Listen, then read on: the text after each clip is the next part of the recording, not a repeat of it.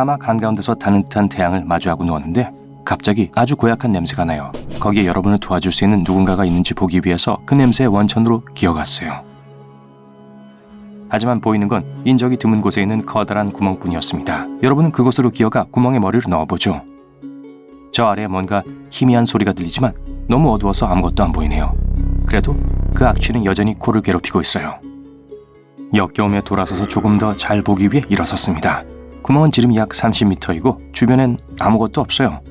여러분은 며칠 동안 사막을 떠돌아다녔고 마치 음식과 물이 모두 바닥났는데 멀리서 작은 오두막 같은 게 보이는 것 같아요. 마을 변두리에 도착할 때까지 몇 시간 정도 더 걸었습니다.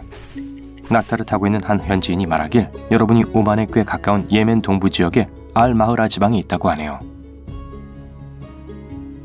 그는 즉시 여러분을 자신의 움막으로 데려가서 먹을 음식과 물을 줍니다. 개운하고 포만감을 느끼면서 현지인에게 사막 바닥에 있는 구멍에 대해 물어보죠. 그의 눈이 푹 꺼지더니 얼굴은 창백해져요. 그는 조용히 여러분의 소매를 잡더니 움막에서 여러분을 내쫓고 문을 쾅 닫아버렸습니다. 문을 한 번 더 두드리려고 했지만 그 사람은 여러분을 무시하네요. 저 앞에는 사람들로부터 확실한 답을 얻을 수 있는 마을 시장이 있어요. 그쪽으로 발걸음을 옮기는데 모두들 여러분이 무슨 위험한 사람이냐 쳐다보기 시작해요. 사람들이 여러분에게서 수상한 것을 감지해요. 여러분은 모자를 쓰고 상인이 있는 쪽으로 가죠. 음식을 사면서 상인에게 구멍에 대한 걸 물어보지만 그는 아무 물건도 팔지 않으려고 해요. 심지어 통로로 밀어내기도 하네요. 결국 다른 행상인이 있는 곳으로 가서 구멍에 대해 물어봤어요. 처음엔 아무것도 말하지 않으려고 하더니 가게에서 몇 가지 물건을 사니까 마침내 대답해 주네요. 그는 여러분을 작은 여관으로 데리고 가서 자리에 앉혔어요. 여러분에게 그 구멍에 대해 이야기할 땐 목소리를 낮추라고 알려줍니다. 그러더니 여러분을 위한 음료를 주문하곤 자신이 구멍에 대해 알고 있는 모든 걸 설명하기 시작했어요. 전설에 따르면 하드라 마우트에 있는 바하우트의 우물은 저주받은 곳이며 영혼들의 감옥이라고 합니다. 상인은 우물 근처에 있는 물체는 결국 사라진다고 주장했어요. 종업원이 상큼한 음료 2잔을 들고 들어오자 그는 재빨리 말을 멈췄습니다. 종업원이 떠나자마자 그 우물에 대한 이야기를 다시 시작했어요. 여러분이 우물을 언급했을 때 사람들이 급하게 피했던 이유는 그 우물 근처에 있는 모든 사람들에게 불운을 가져다 준다고 믿기 때문이었어요. 그 사람들은 여러분을 통해서도 그 기운을 느낄 수 있었던 거예요. 남자는 자기는 그런 미신을 믿지 않는다고 하지만 여러분은 더 많은 걸 알고 싶어졌습니다. 밤이 되자 여러분은 우물로 돌아가서 상인이 한 말이 사실인지 알아보려고 했어요. 우물 옆에 앉아 모든 감각을 집중시켜요. 조용하네요. 모래를 스치는 사막의 바람소리 뿐입니다. 마치 안으로 들어오라고 부르는 것 같은 속삭임이 구멍에서 들려요.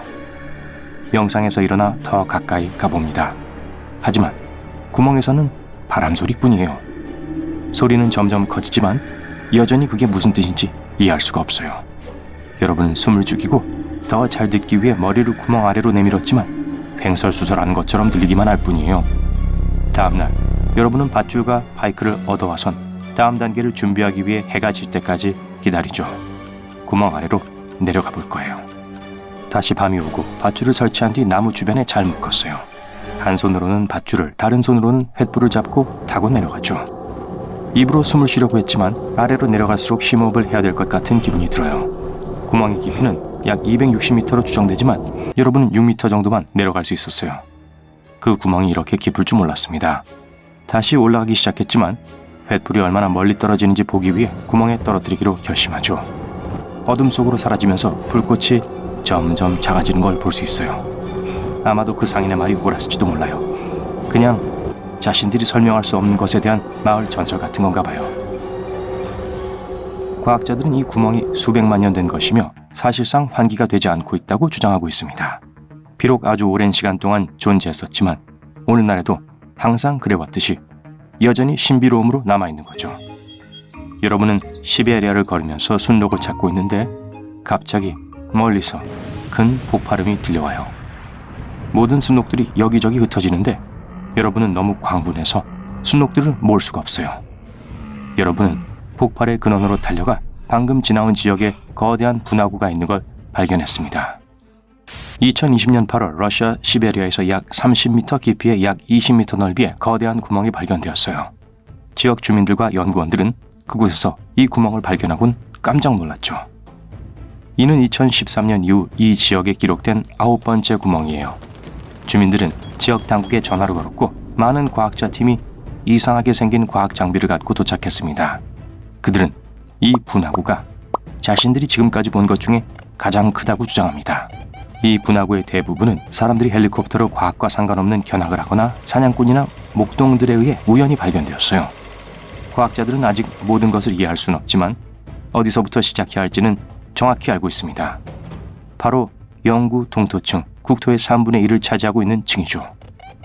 과학자들은 특정 화학물질을 포함하고 있는 영구 동토층을 연구함으로써 왜 이 분화구들이 생겨났는지 알 수 있을 거라고 해요.